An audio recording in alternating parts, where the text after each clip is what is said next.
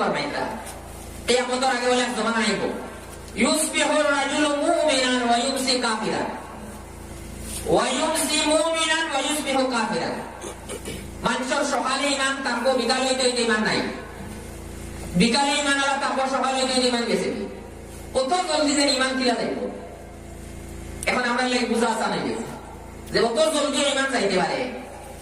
ইলা যদি কোনো মাপ মাগিবে এই বিপদ নানি, আমরা এই কারণ খেয়াল দিতাম পর্দা না করা এক কথা, গুনাহ হইব, গুনাহে কবিরা হইব, দুজখও যাইতে পারে।